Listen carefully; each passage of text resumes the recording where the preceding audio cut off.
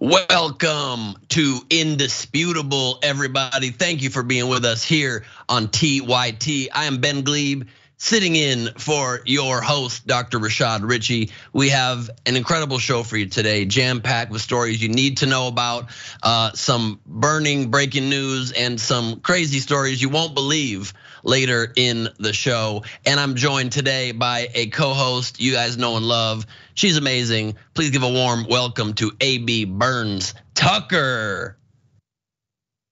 Hello, AB. Hello. Thank you for having me once again. I'm good. Thank you for having me. I'm excited for today.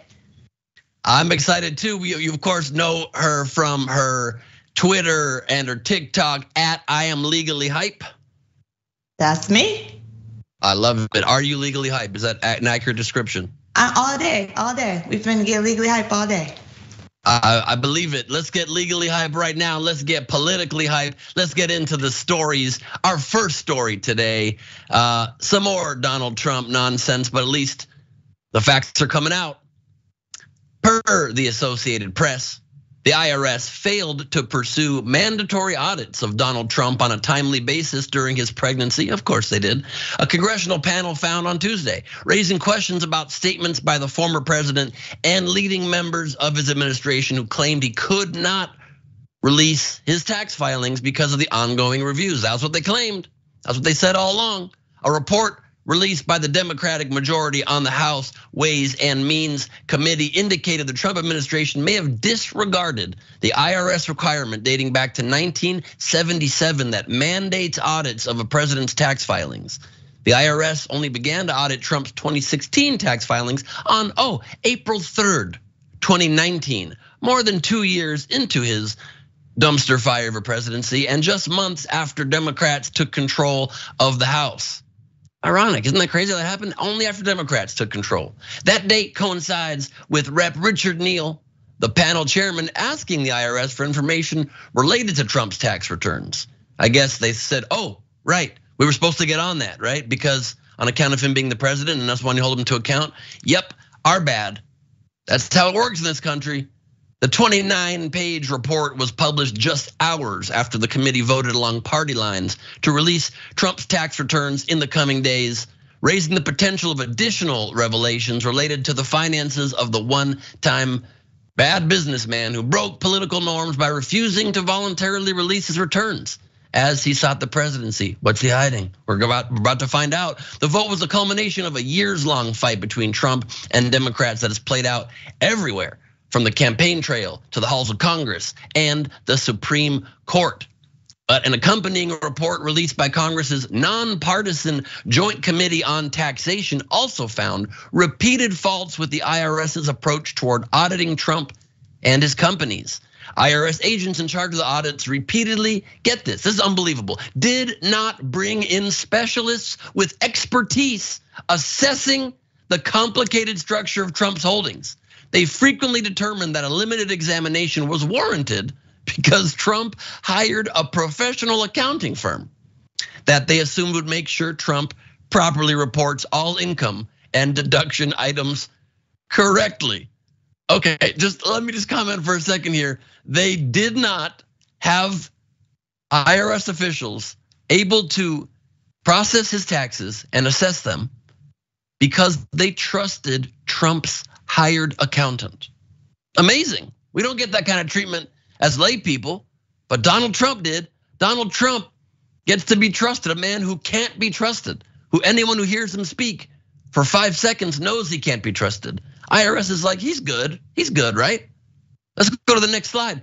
We must express disagreement with the decision not to engage any specialist when facing returns with a high degree of complexity. Yeah. The tax committee report states. We also fail to understand why the fact that counsel and an accounting firm participated in tax preparation ensures the accuracy of the returns. Yeah, they fail to understand that because it's not understandable, because everyone's tax people, their job is to do right by their client. They don't work for the government. That's why the IRS is there for oversight. And also I'm tired of people when they're calling people out on doing very shady things, using this soft language. We also fail to understand why the FACTA Council. How about, this is ridiculous and obviously incorrect? That would be more direct language, in my opinion. The reports released Tuesday, renewed scrutiny on one of the biggest questions that has surrounded Trump since he shifted from reality television star to unlikely presidential candidate. Why did he abandon the post-Watergate tradition of White House hopefuls releasing their tax returns? Trump and those around him have consistently said that IRS audits prevented him from doing so. Here is actual audio of Trump speaking about his tax returns. Actual audio. I would love to give them, okay? But I'm not gonna do it while I'm under audit.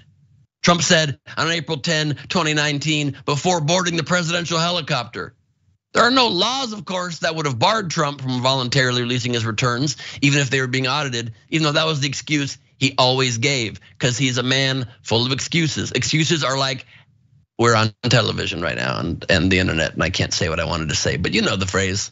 Excuses are like something that everybody has on their underside. Okay, great. In response to the findings, the Ways and Means Committee is proposing legislation to beef up the IRS's approach, requiring an initial report no later than 90 days from the filing of a president's tax returns.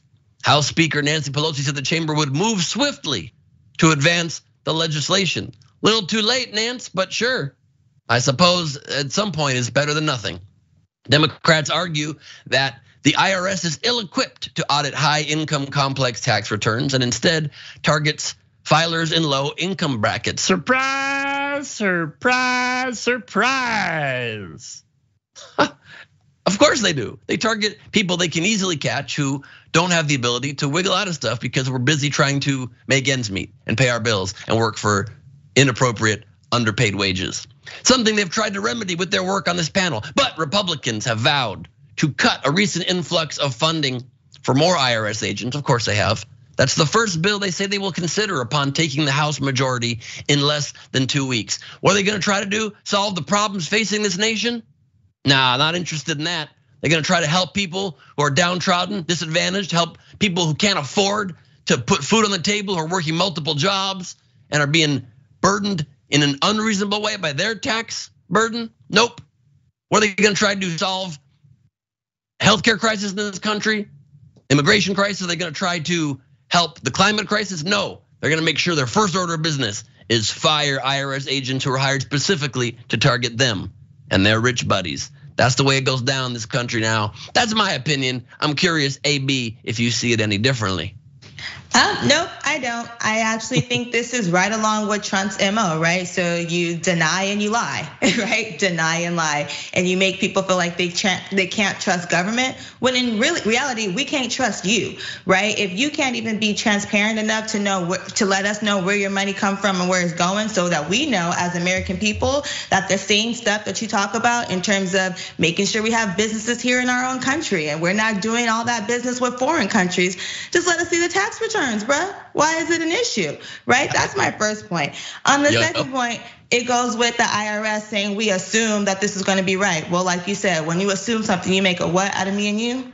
And this is what has happened to the American people. So now not only are we looking funny on our own soil, but we're looking funny to these other countries too, who look at us and say we are supposed to be the blueprint for democracy, but democracy ain't right about now. These are very strong points, AB. And while we have not been able to see all of Trump's tax returns, they will be released in the coming days. That is the good news that comes out of all of this. Congress just voted to do so while the Democrats still have the majority. But like you said, let us look at your tax returns. Let's see what business you're doing with foreign entities. The only thing we can look at right now, as immediate proof always of his work with foreign entities, you can look at the tags on his ties and his other clothing he sells, made in China. China, as he says, the one country that he says is our biggest enemy. Weird. Does a lot of business there, doesn't he?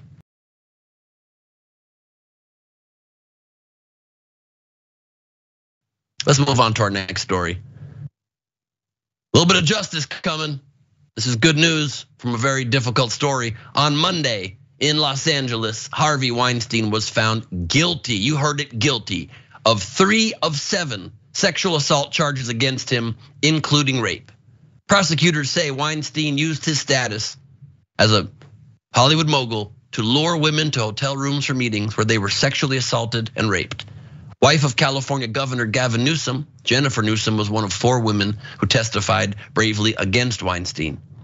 You can see a photo of her right there. The 3 charges Weinstein was convicted of, rape, sexual penetration by foreign object, and forcible oral copulation, were all tied to one of his accusers, a model and actress who testified the movie mogul assaulted her in the Beverly Hills hotel room in February 2013, according to CNN. That woman, identified as Jane Doe 1, was the first to testify and said in a statement, and I quote, "Harvey Weinstein forever destroyed a part of me that night in 2013. I will never get that back. The criminal trial was brutal. Weinstein's lawyers put me through hell on the witness stand. But I knew I had to see this through to the end, and I did. I hope Harvey Weinstein never sees the outside of a prison cell during his lifetime." I echo that hope. Governor Gavin Newsom also released a statement in support of his wife, saying, quote, "I am so incredibly proud of my wife and all the brave women who came forward to share their truth and uplift countless survivors who cannot. Their strength, courage, and conviction is a powerful example and inspiration to all of us. We must keep fighting to ensure that survivors are supported and that their voices are heard." That's what Gavin Newsom said. Here's what Weinstein, however, unfortunately was not charged for in this case.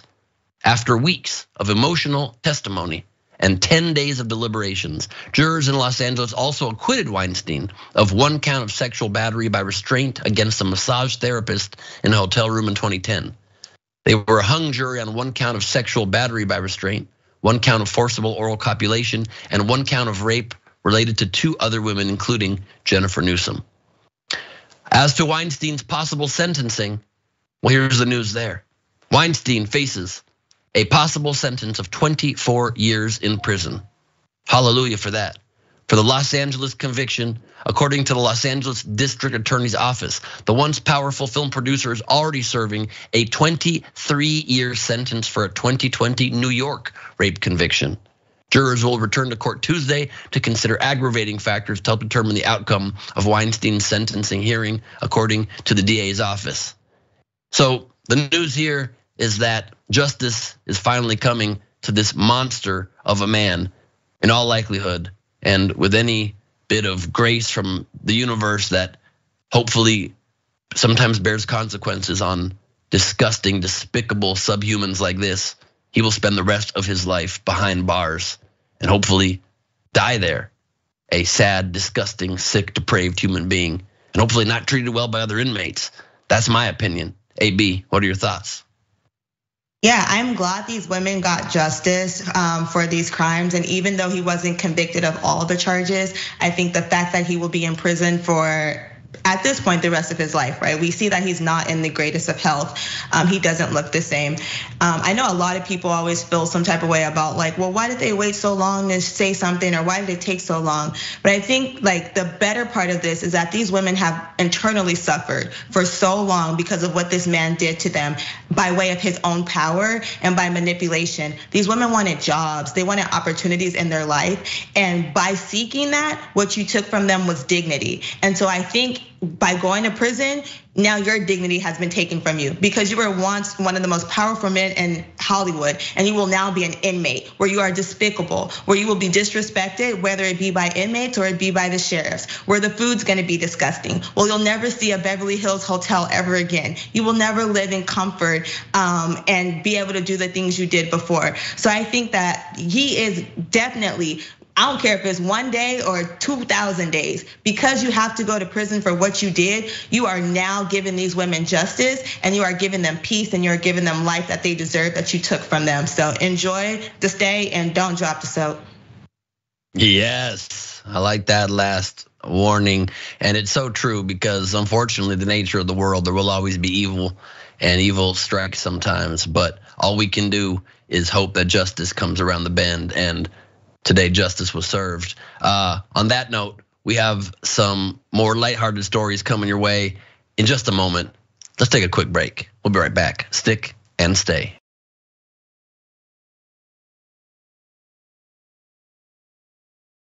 We are back on Indisputable. I'm Ben Gleib, sitting in for Dr. Rashad Richey. I am joined today by AB Burns Tucker. Good to be with you, AB. I'm here. It's a pleasure. We're having fun already. We are indeed, and we're about to have some fun as well. Announced we've got 590,000 subscribers now on YouTube, so thank you all for your support. And I wanted to mention as well, Unbossed with Senator Nina Turner. Please make sure you're tuning in for that show. It is weekdays, 4 p.m. Eastern, 1 p.m. Pacific, where the senator unites real everyday Americans to take on the corrupt forces that seek to keep the power from the people. You can subscribe at youtube.com/unbossedTYT or scan the QR code. It's all QR codes these days. Make sure you scan them. Otherwise, you can't see what the QR code holds. That's the way QR codes work. I just said QR codes too many times. It's probably because I'm drinking Red Bull for some reason. So I got extra wings in me this morning. I'm going next level. I already got a lot of energy. I couldn't find water in time for air. I'm drinking Red Bull. I haven't had a Red Bull in a very long time, but it's sugar-free, so it's healthy. Who knows? I'm probably killing myself right now. Let's go to some of your comments and super chats right now.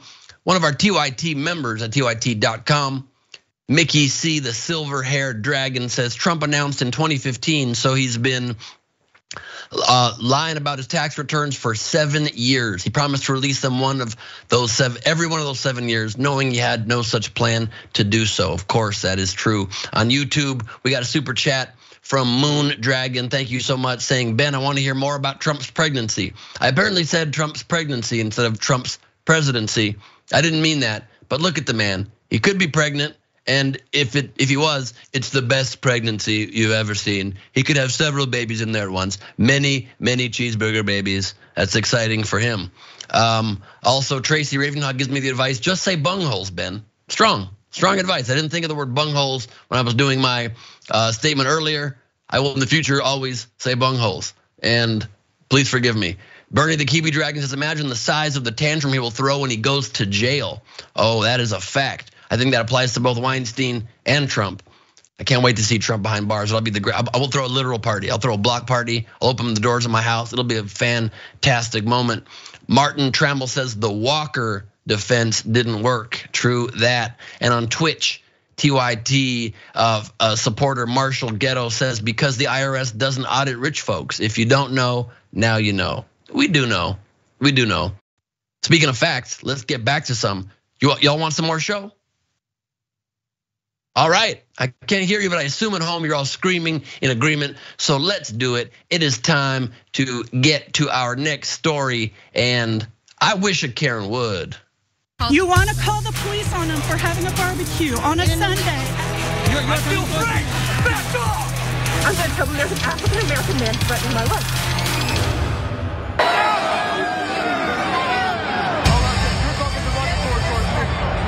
Oh, really? You said that comment.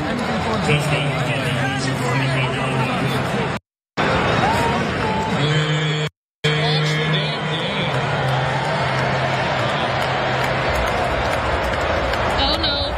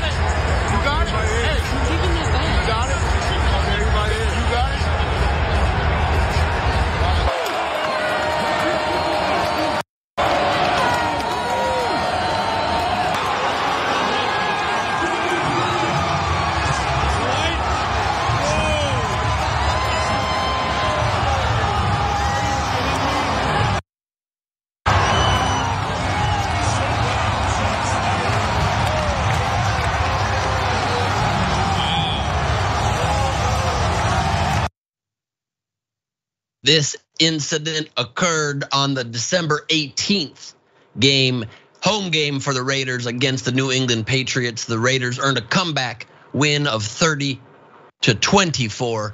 The Raiders organization has not issued a statement about the fan incident, but you have got to admire the restraint of that Patriots fan.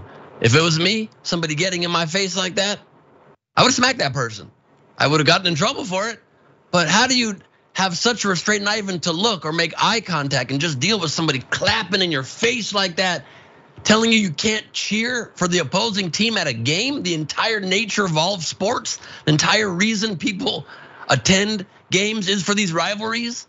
And a Karen comes up and thinks it's her right to go, not even right where her seat is, go all the way across in the aisle and clap in someone's face. Wild, inappropriate, insane, ridiculous. That man deserves a medal of honor for his patience. AB, what's your take on this? Well, first and foremost, now we know where this feminist movement came from, because I think husbands were just tired of their nagging Karen wives being at home and getting on their nerves. And so they started this whole movement, and now we all have to go to work. So thank you guys for that. But honestly, with this, he has absolute restraint, and I'm really proud of him. I don't really condone violence, but I do condone punishing kids, because if you spoil the rod, you spoil the child, and she's very childish.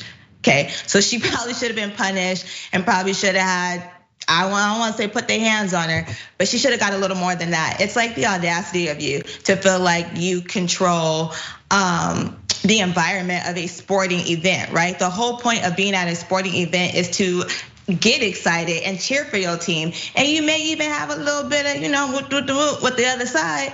But the disrespect that you have here at a game for tickets that I paid for to enjoy this game, you out of line. So she had the right one.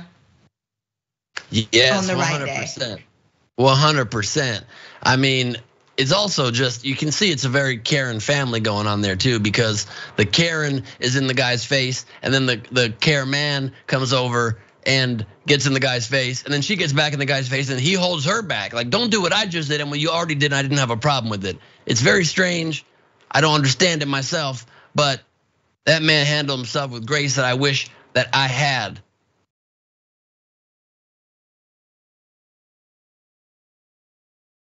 On that note, it's time for our next story. A little bit more justice coming out. The former Texas officer responsible for the death of Atatiana Jefferson has been sentenced following his manslaughter conviction last week. Here's a reminder of the tragic incident from the officer's body cam.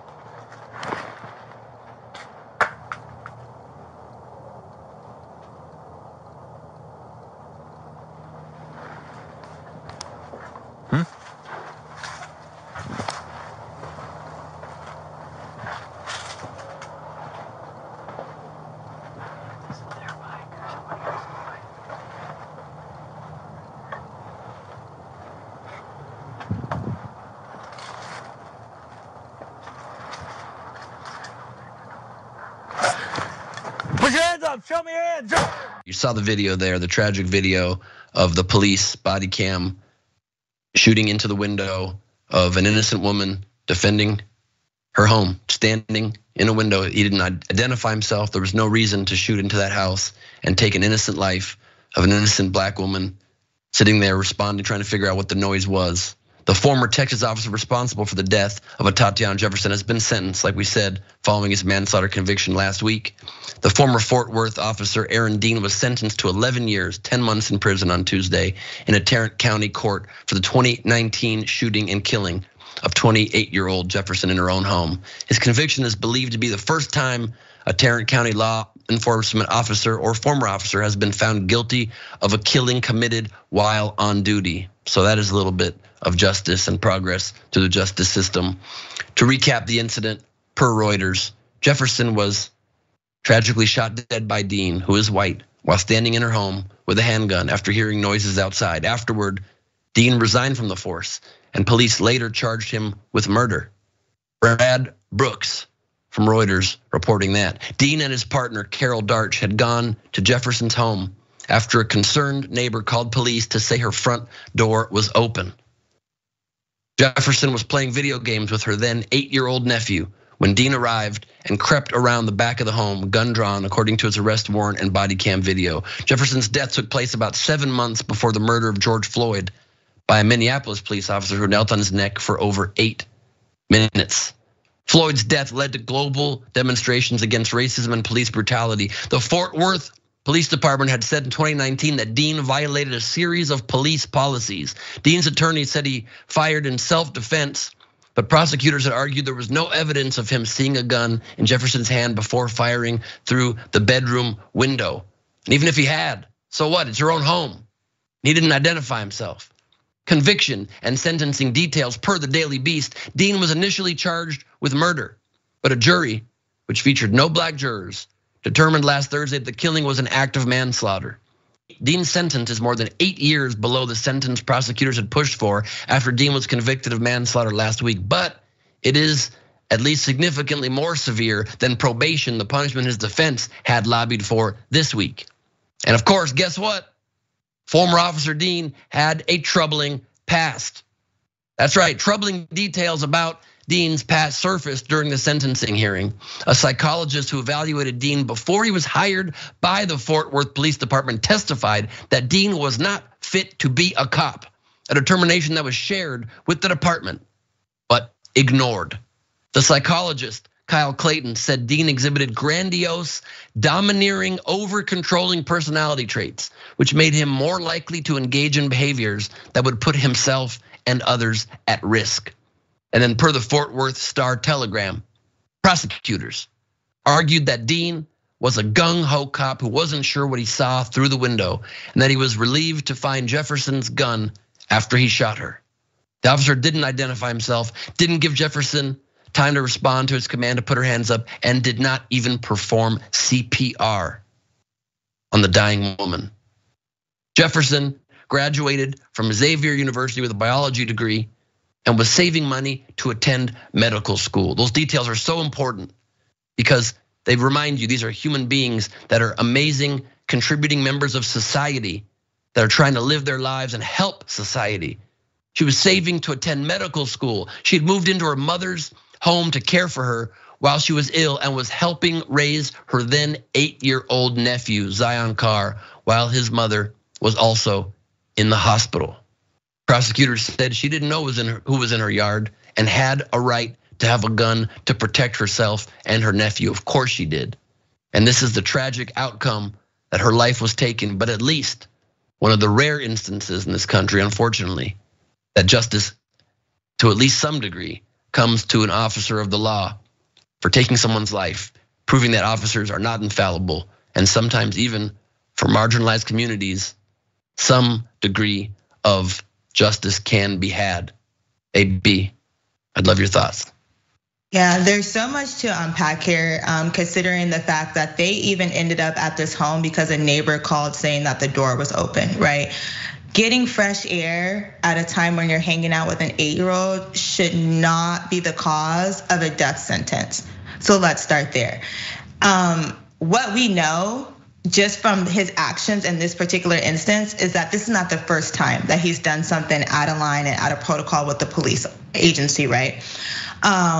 Giving him 11 years, I'm a strong advocate for give people the time they deserve, but in this sense, it kind of hurts, considering the fact that there was an 8-year-old boy who was present for this, who will live with this for the rest of his life, who will feel some sort of hurt and confusion by how this whole situation played out for the rest of his life. In addition to that, it makes it so much harder for people to trust the police. Because when you call out of concern for your neighbor, right? Because her door is open and you're not sure if she's being burglarized or not, but you call a non-threatening number, right? You call a number that's like non-emergency, I'm just checking to make sure everything's okay.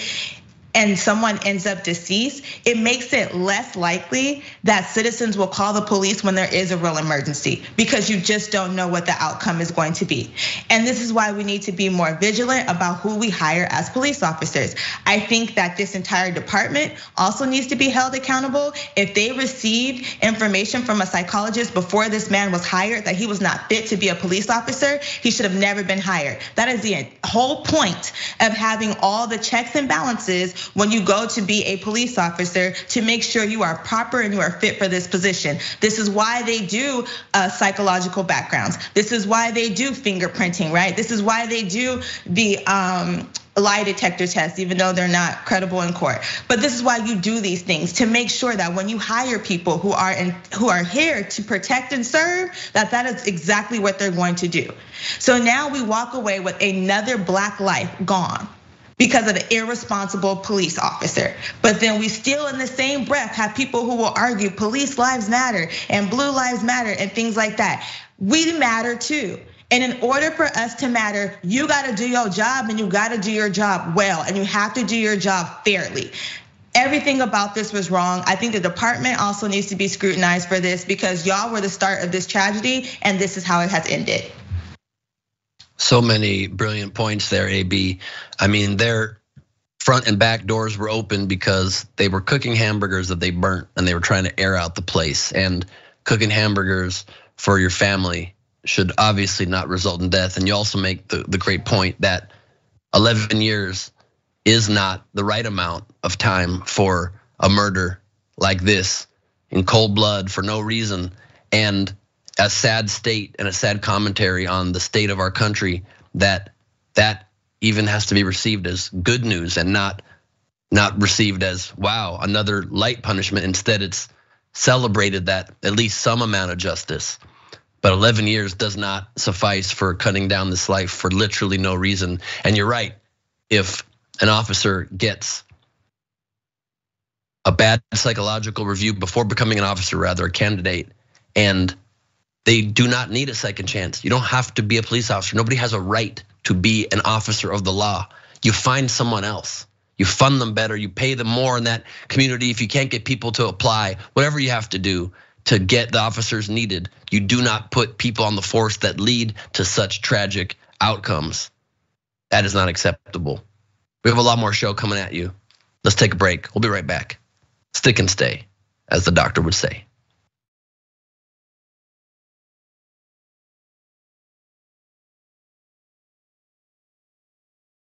An Atlanta police officer indicted for murder, and damn it, he should have been indicted a couple of years ago. I've been on this case since day one, city of Atlanta.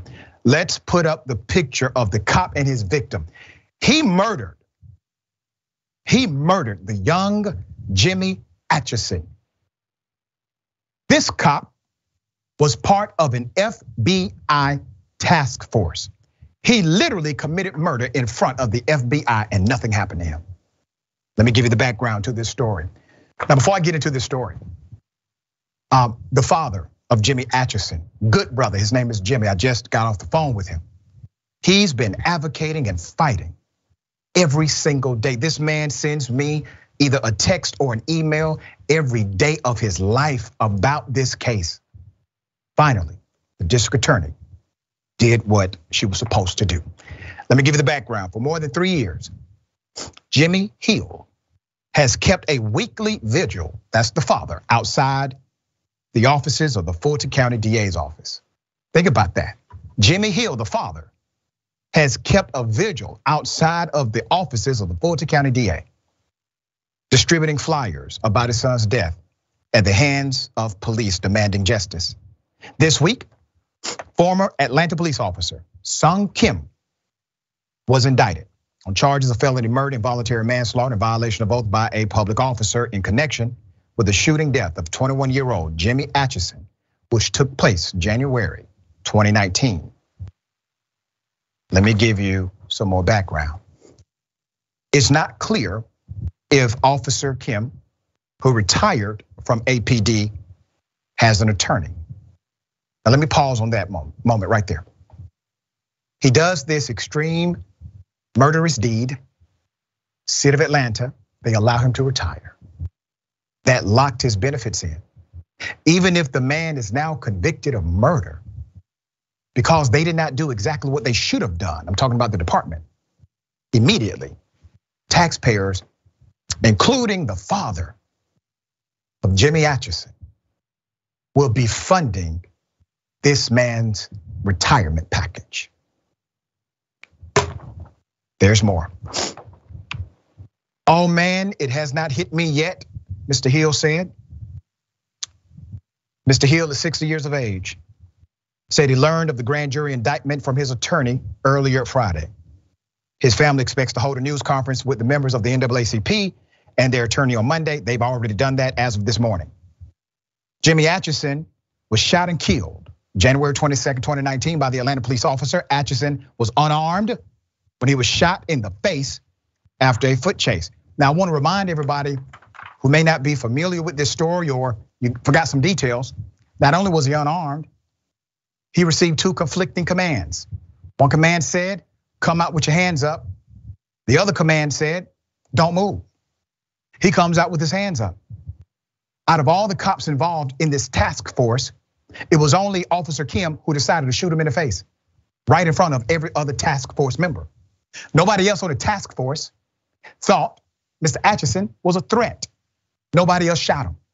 So you have a cop who literally committed murder, in my opinion, in front of other cops and nothing happened to him.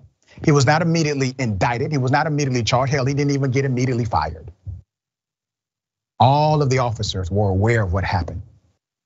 The young Jimmy Atchison posed no threat whatsoever. A father of two, bright individual. An investigation by the previous administration in the Fulton DA's office, that would have been DA Paul Howard, found the shooting to be unjustified and recommended the officer who killed Atchison be charged with felony murder. The previous DA said that. The officer has said he believed Atchison was armed, but investigators later confirmed he was not. The Atlanta Journal-Constitution previously reported. Officers were pursuing Atchison at an apartment complex while trying to serve him on a warrant. Now you may ask, well, wait a minute, the district attorney said the man needs to be indicted. What happened? Well, because Officer Kim was part of an FBI task force, it created a complexity that the previous DA could not overcome. He tried. He literally took the federal government to court, trying to bypass the immunity dynamic connected to the case. It was not until recently that the new DA was able to get through the barriers, and you have an indictment. All right, Ben, thoughts here? Once again, you have red tape that makes justice so difficult to attain in this country. There's red tape that puts a block in the way of justice when somebody who's unarmed gets shot in the face. That's how our laws go in this country. That's how it's set up. It's a travesty, and thank God this is finally heading towards justice, long deserved justice. If you look at any video of Mr. Hill, the man's father, the humanity just pours out of him. That's right. Seeing this man nearly 4 years now after his son's brutal murder, handing out flyers, trying to get outside the DA's office, trying to get people to understand the inhumanity, the horrible crime that happened. And it looks like at least he can hopefully start to breathe a little bit easier, knowing that his work is paying off and his honoring of his son's memory is paying off, because it's very, very hard to hold law enforcement to account in this country, as we see time and again. But sometimes justice does come, and let's hope that it goes all the way through to a conviction of murder against this officer, shooting an innocent man in the face. That needs to be rectified. We need more stories that end up this way, and it needs to not take 4 years. The toll on a man having to deal with a lack of justice for 4 years. And there's many other cases in this exact same police department that are unjust murders of family members. And so hopefully this leads to getting rid of some of that red tape and getting us more towards justice as a norm and not the exception to the rule. That's right. Well said, brother. You made a very insightful observation. The humanity of Mr. Hill shows in everything he does. Today was the first day, and I didn't realize this, Ben, until I spoke to him in the context of an indictment for the man who murdered his son. For the first time, I heard some level of relief in his voice. For years, he has always spoken in a tone that was indicative of a hurting father, rightfully so. Today was the first time I ever heard the brother actually seem as if he can take a breath.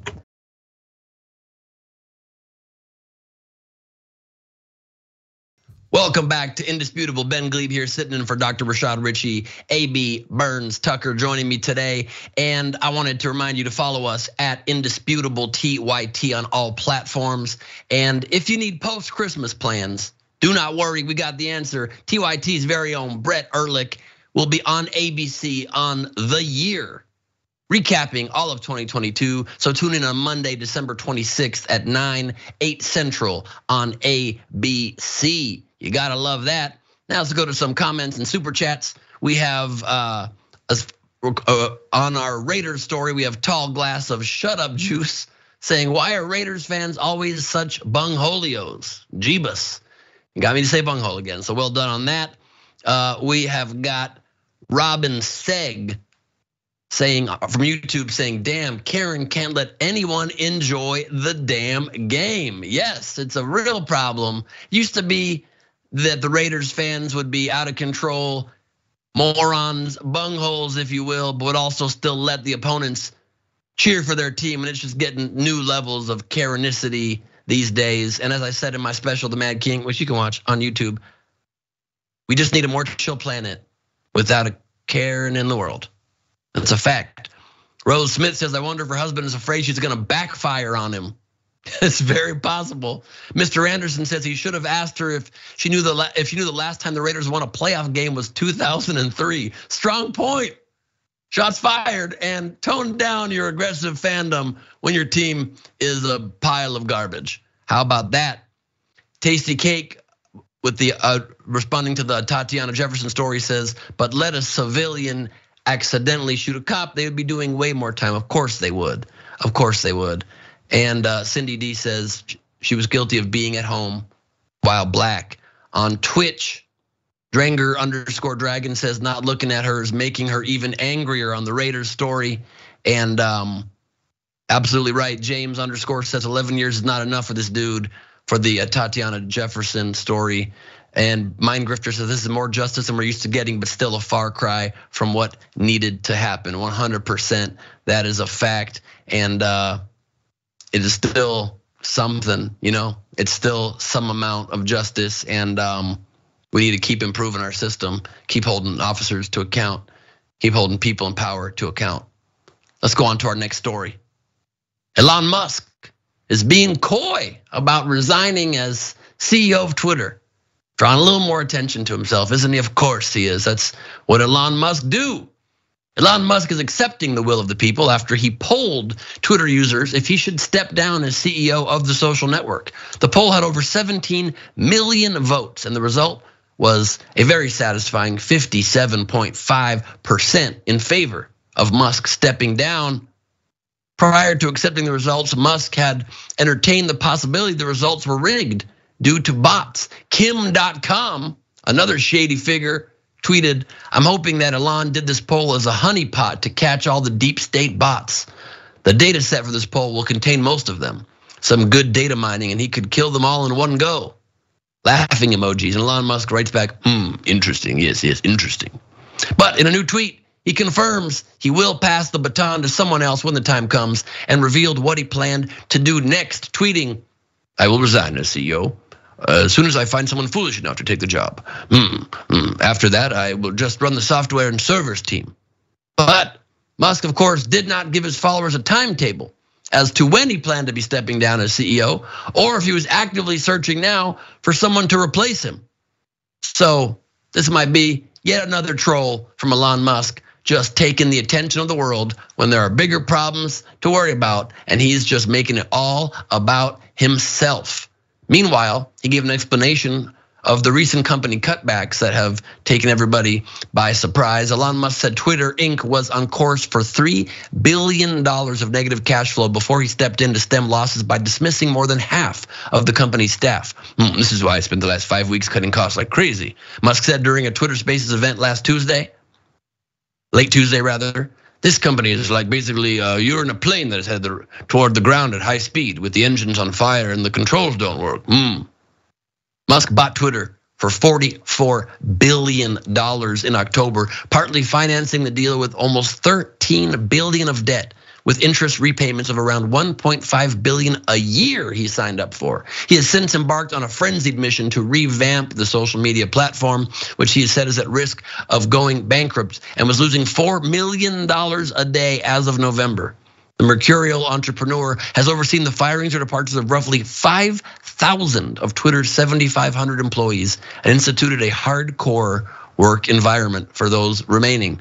Sure, when you get rid of most of your employees, all you got left is to make the ones that are there work overtime, work extra hardcore, and try to cut costs. But the way he's trying to revamp this network is just towards a place of disgusting moves. Every move just trying to embolden racists, hate mongers, people who were banned permanently, not for political reasons, but because they were a danger to society, a danger to a true discourse of genuine ideas and not spreading disingenuous disinformation and hate.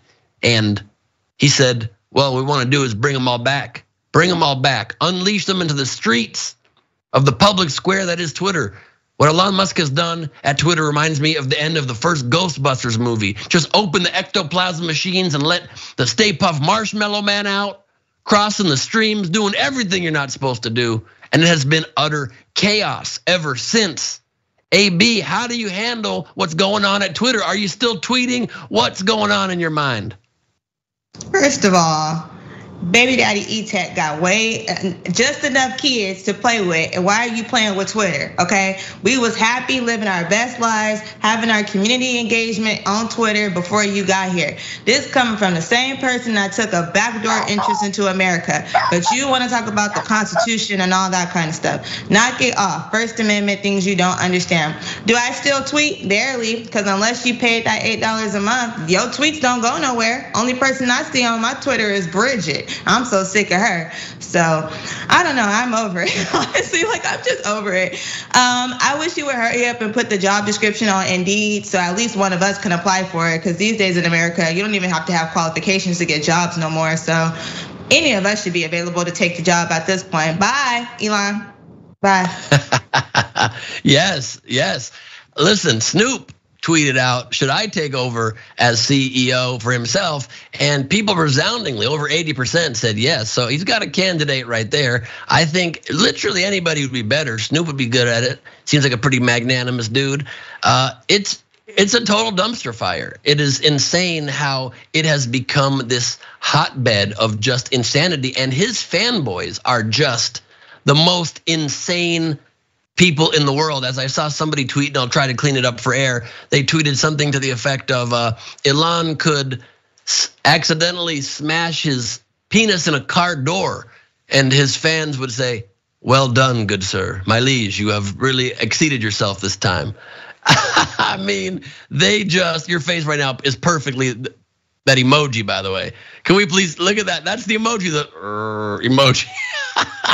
That's the vibe. That's what we have to take from this thing that had such promise. The platform that was able to spark the Arab Spring and give voice to so many people who were voiceless in the world is now becoming this place where if you're trying to speak truth to power, you get banned.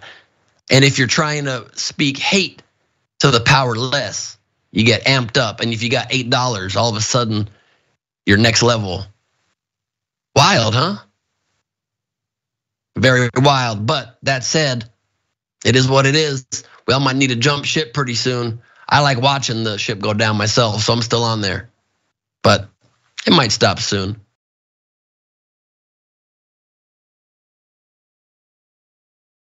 Our next story. GOP elected rep lied about his whole damn life. GOP Representative-elect George Santos is being called to resign by the Democrat who lost to him in New York's 3rd congressional district race after the New York Times published a bombshell investigation suggesting that Santos fabricated key parts of his resume during the campaign. Robert Zimmerman, who lost to Santos by 8 points in last month's midterm elections, you see him pictured there, released a statement late Monday on Twitter. It read in part, quote, "The reality is Santos flat out lied to the voters of New York 3. He's violated the public trust in order to win office and does not deserve to represent Long Island and Queens." Per Yahoo News, the Times report published on Monday found that Santos may have misled voters about his college graduation, his criminal and employment history, his family-owned business, his animal rescue charity, and his relationship with 4 victims of the 2016 Pulse nightclub shooting in Orlando, Florida. How disgusting is this person? Unreal to lie about having relationships with slain human beings in a gun tragedy. There's more. Per the New York Times, the Times report found that Santos, a Republican whose victory in Long Island and Northeast Queens last month helped his party clinch their very narrow majority in the US House of Representatives, may have misled voters about not just his college education and his purported career on Wall Street as well, and omitted details about his business from financial disclosure forms. Santos, 34 years old, has declined numerous requests to be interviewed. Of course he has. What's he gonna say? You're right, I lied? On Monday evening, he used Twitter to recirculate a short statement that his lawyer, Joseph Murray, released on Friday with one small addition. On Monday, Murray categorized the Times article as a shotgun blast of attacks, but of course did not provide any specific criticisms of what he called the Times' defamatory allegations. Here's a hot tip. If you're gonna claim allegations are defamatory, say which ones are defamatory and say what the truth is. Just saying these are outright lies and it's a shotgun blast of attacks. Which one, sir? I gotta go. I gotta go pee real quick. That's not a good defense. Over the course of his campaigns, Santos claimed to have graduated from Baruch College in 2010 before working at Citigroup and eventually Goldman Sachs. But officials at Baruch said they could find no record of his having graduated that year, and reps from Citigroup and Goldman Sachs could not locate records of his employment either. These are the kind of candidates, you can see this man's very stupid face right there, the candidates that the GOP puts up. They put up a bunch of disingenuous criminals. They put up people with no regard for the law, no regard for truth. They're literally cartoon supervillains coming in, making stuff up, getting into power, and as soon as they get elected, it was all a lie. It was all a lie. Nothing about me is real. Nothing about me is true. That's who they're putting up. And of course, they're not gonna do jack to expose this guy. Kevin McCarthy's gonna seat him. Why? He's gonna seat him because Kevin McCarthy's trying to win the Speaker of the House position and needs the votes. He's probably gonna make a Faustian bargain and say, you vote for me for Speaker, you're all good. I don't care if you're not who you say you are, just give me power, yes. Give me power, more. They don't care. One party in this corporate system is full of complete liars and criminals, and the other side isn't a whole lot better, but they're slightly better. And we have to take it because that's all we got. AB, please say something before I have an aneurysm. My God. Well, I guess what we can say is that Trump set the pace for this. And so now we see where this is going. And this is why we should have corrected this action a long time ago, right? Because Trump told us he graduated from a school, he ain't graduated from that school. Okay, Trump told us that he was making this amount of money from his businesses. Come to find out that was a lie, right? All of it was a lie. And so now they're just following in his footsteps. And we've made it okay because we didn't correct the issue at the source. Now, at this point, little buddy, the thing about it is like when you're running for politics, the people want to vote for people who they believe is in alignment with them. And so when you misrepresent who you are as a person and your beliefs and things like that, and people vote for you, you really make people distrust the government. So while everyone wants to blame the other side for not being able to trust the government and draining the swamp, y'all need to realize that what's happening is they're picking people who they know got issues in the background that they can just dangle in front of your faces, dangle those issues in front of their faces so that they can control them, right? These people are not gonna have any real control and power when it comes to making laws and stuff like that. You are going to be obligated to vote in agreement with the GOP party because we know what you got going on in the background for real. And it don't take nothing but a little bit for one of them GOP members to leak all your little dirty business. So while you're mad and talking about the attacks, it sounds like a warning. Get out of line and we're gonna let them know what's really going on in the background. So I think it's just raggedy. If you had to lie about where you went to school and where you worked, then you don't need to be in politics because you don't even know who you are. So how are you gonna help the American people?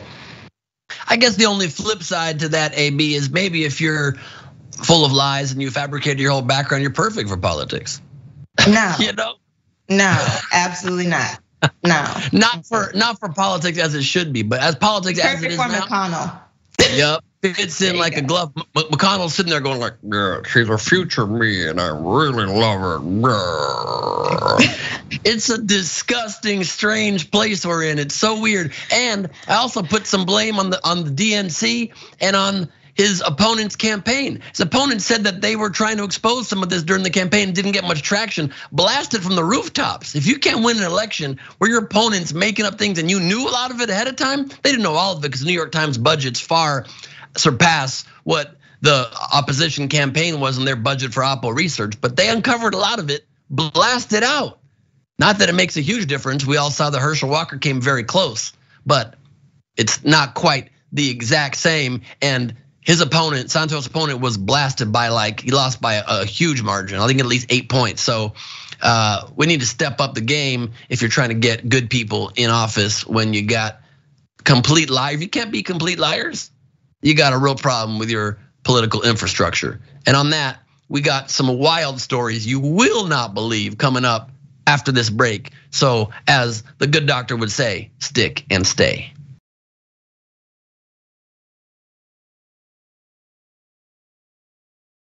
Welcome back to Indisputable. I'm Ben Gleib, sitting in for Dr. Rashad Richey, joined by my special co-host today, AB Burns Tucker. And we're excited to be with you. A couple of viewer comments. We love your comments. Please keep them coming. About Rep Santos lying about his whole life. Mickey C, the silver-haired dragon, said, what's the problem? Santos exemplifies the Republican platform. That's why they love him, just like they loved Walker. Yep, that's definitely part of it. Their bar for candidates not very high these days. And Jeff Test Pilot says Elon's Twitter fiasco must put him very close to being the guy who made the most expensive mistake in the history of business, right? You gotta think so. 44 billion is not chump change, that is for sure. And Karen Brandsetter says, please let Snoop take over Twitter. I mean, it would be a dream. It would be a real dream for somebody who occasionally enjoys marijuana like I may or may not. I would like it to amplify my tweets. I got no problem with that whatsoever. Let's go to our next story. TikToker who vowed to kill migrants was heavily armed. 32-year-old Jonathan Odell, a Warsaw, Missouri man who is facing federal charges over threats he made on TikTok to shoot migrants, as well as law enforcement officers at the southern border, was sitting on a veritable arsenal of high-powered weapons, according to an inventory of items seized in October by FBI agents. Here's a screenshot of just the partial list of alleged contents found in Odell's garage. Look at that list.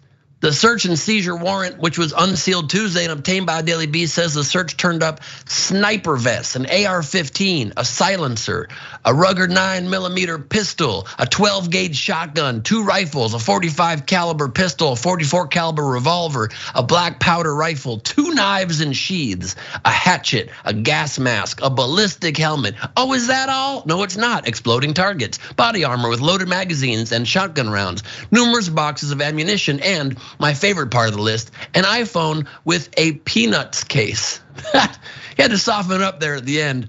He's an aggressive guy that wants to kill innocent people, but also Love Snoopy. You got to admire that in a man. At least one redeeming factor. Odell's co-defendant, Brian C. Perry, 37-year-old man, opened fire on FBI agents. Insanity. Opened fire on FBI agents who showed up to execute the warrant on October 7th, according to investigators. Details of the alleged foiled plot per NBC News are, according to 2 October 7th criminal affidavits, the FBI got an anonymous tip that Perry, using TikTok account @TrashPanda1774, you're putting trash in your own handle, you got issues right there, had posted a video threatening an attack against the government. Perry also posted videos in which he tried to recruit 6 like-minded individuals, AKA barely a mind at all, barely functioning, no brain necessary, with guns and gear to take part in his plan, according to an affidavit. Around the end of September, Odell posted a video to the TikTok account @MoBorn from the 90s, in which he discussed his plans to secure the southern border and leave for Texas on October 4th. In other videos, Perry discussed traveling with a group to the US border to shoot migrants, and said the Border Patrol was committing treason by allowing undocumented immigrants into the US from Mexico, adding that treason is punishable by death, according to the affidavits. On October 2nd, an undercover FBI employee spoke to Odell on the phone and got this info straight from the horse's mouth during the call. Odell said he wanted to get a group together to go secure the border between the US and Mexico, the affidavit says. I know I'm already practically a terrorist, he's accused of saying. I know that for a fact because I'm a patriot. The day after the call, Perry posted to his TikTok account announcing their plans to travel to Texas on October 8th, adding that they plan to take, quote, full kits, which according to the affidavits often referred to wearable vest carriers that better enable shooters to carry extra gear, including body armor, spare ammunition, and radios. In an October 4 phone call, Odell told the undercover FBI agent that, quote, I don't expect a good outcome from us going down there, and that it will be, quote, kill or be killed, according to the affidavits, which added that he said he feared they would go through all 2,000 rounds of ammunition they planned to take. Aside from the abhorrent views of these two people, aside from the fact that they were just absurdly brainwashed by the vitriol and racist hatred coming from the right in this country that is blaming immigrants coming here for a better life on the situations that those very same lawmakers and pundits on the right scapegoat, because they will do nothing to help move the conversation, move the legislation, move this country toward what needs to happen to improve the lives of the actual issues. Because they don't want to do that because that affects their pocketbook, spending money on those in need. They instead blame it on people coming here who have done nothing to these people. But the hilarious part is that these morons are blasting their intent to commit murder on TikTok. They are publicly exposing their plans, which is just so perfect. They couldn't have had an easier time catching these guys. They matched the house in the videos to the house they were staying in. They matched the email address and phone number on the TikTok account to their email address and phone number. It couldn't have been more cut and dry, but these guys were the big vigilantes that were gonna save America by killing innocent people. They're the big morons that thankfully were taken down by law enforcement and will be held to account. Let's hope. AB, please weigh in. Are you fans of these guys' tactics, or what's your thoughts here? Now, me being a TikToker, as much as I love TikTok, I'm gonna have to not agree with this one, okay? I wanna hear Perry spell patriot and ammunition and treason, because just like treason is a punishable by death, so is murder. Okay, at the border, what was you thinking? 2,000 rounds of ammunition, and then you told on yourself before you got there. What was this, a boys club meeting or what was supposed to happen?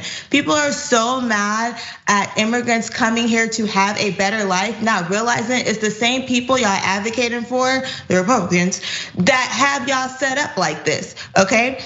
They have put in legislation and skipped legislation so that we here in America struggle. They choose not to work with the other side so that they look better to you. And now all y'all doing is ending up in prison with people that y'all claim y'all don't even like, because there's a lot of them in prison too. So at this point, quite frankly, I'm glad he did it, to be honest with you, because we don't need people like this out in the streets. And I'm glad he told on himself before he was able to harm anyone.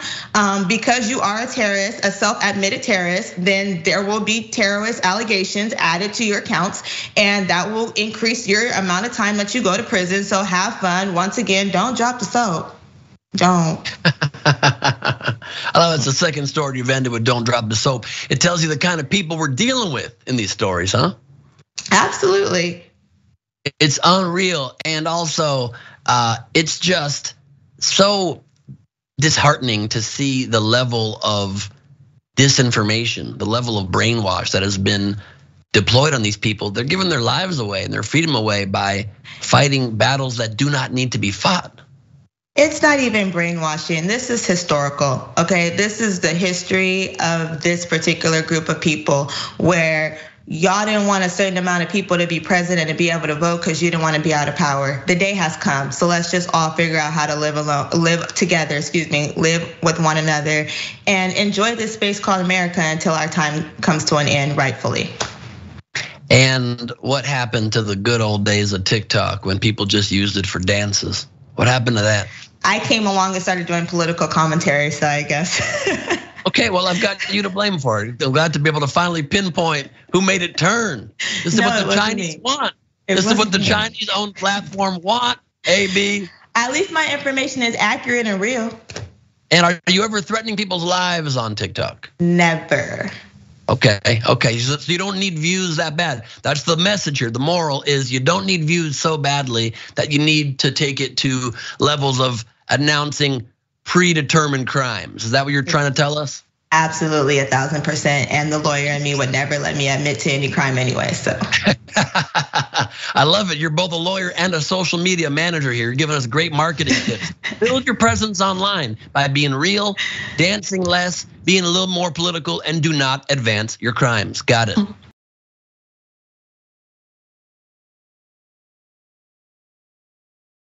It's time for our last story of the day.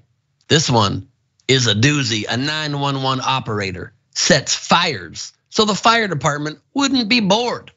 You heard me. James Bartels, a 911 dispatcher for a fire department in Ohio, has admitted to setting 24 fires because he thought it would keep the department from being bored and had to, quote, distract himself from depression. He has been charged with arson at the federal level, so his depression is about to get a lot worse. As the Daily Beast reported, all the fires were set in the Wayne National Forest in less than a year. Way to hide your crimes.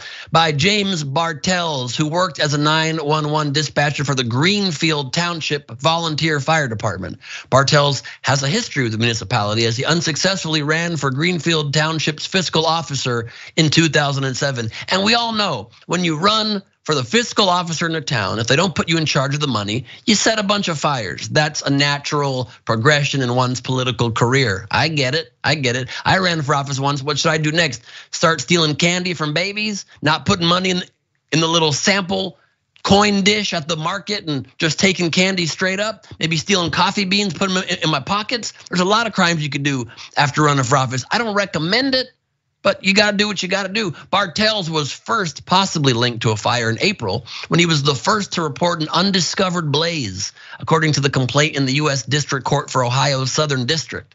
6 months later, his pickup truck was spotted right before a wildfire started by an Ohio Natural Resource officer who then had the information filed by a US Forest Service special agent. That was just the beginning, as Bartels' Ford truck was spotted then at the location of two other soon to be set fires. Upon his resignation early November, at least 17 fires had been set, according to Ra's story. According to the complaint, investigators provided Bartels a map. I love this. Provided him with a map of all of the most recent unsolved fires, arson fires marked on it, and asked him to identify the ones ignited with a check mark that he ignited with a check mark, and those he didn't ignite with an X mark. According to the report, Bartels marked 26 fires with check marks and 9 with X's. The dude admitted straight up to starting 26 fires, of which only 24 they could pinpoint on him, despite him taking blame for the extra 2. I mean, this is a guy that really wanted to get caught. He's like, I know you only have him for 24, but pretty sure I did these extra 2, not positive. You could add it on to my rap sheet, why not? Bartels may spend up to 5 years behind bars if found guilty of only 1 count of setting timber on fire. The number of counts that Bartels will ultimately be charged with is not stated in the complaint, according to meow.com. And there have been, of course, similar incidents around the country because one stupid act cannot be left alone in America. We need to duplicate it, replicate it, and let it spread like wildfire, pun intended. Previously, a 911 operator in Syracuse, New York, was charged with 3rd-degree arson last year after it was claimed that he set fire to his own house. That's not the right move. The chief arson investigator for the Glendale Fire Department in Southern California was accused of intentionally starting almost 2,000 fires through the 80s and 90s, making Bartels look like a baby in the fire starting game. 2,000 fires? According to the National Volunteer Fire Council, roughly 100 firemen are accused of setting fires each year. And that's not just in the hearts of women who buy their calendars.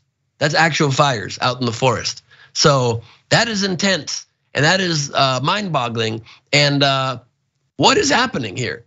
These people need to get on TikTok more. This group needs to start posting on social, find a hobby, pick up golf, maybe pickleball. Stop setting fires that you're in charge of putting out. How does that sound?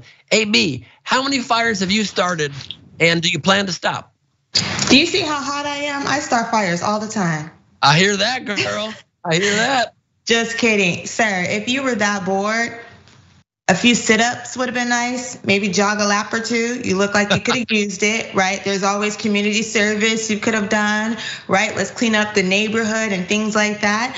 Maybe even prepare to run and lose again. Who knows? But starting fires, what if people could have been seriously injured? I mean, one thing, he was an honest criminal, right? Not only did he take accountability for the fires he did start, but he took 2 more off somebody else. So we'll just give him that. I hope he enjoys prison because that's exactly where you're going and you deserve it for putting people's lives in danger as well as your own. And what kind of Smitty takes their own vehicle to a crime scene?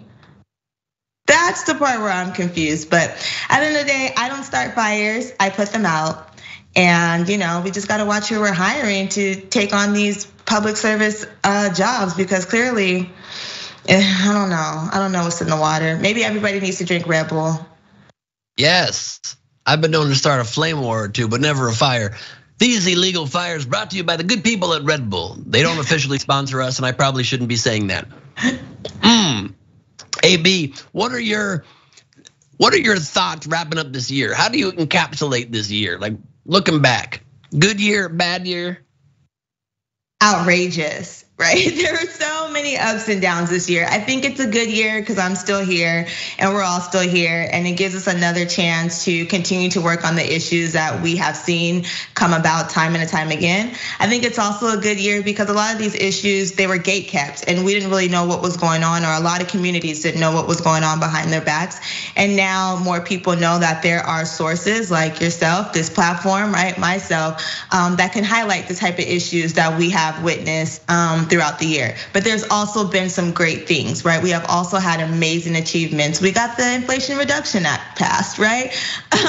We didn't have to deal with Trump as president again, right? So there was a lot of great things that happened despite, all the mishaps. And this is what I'm going into my last year of law school, my last semester of law school. So honestly, great year for me. I love it. You're racing Dr. Richey. What are your goals for next year? If you had one big goal for the country for next year, how would you phrase it? Oh my gosh, one big goal for the country.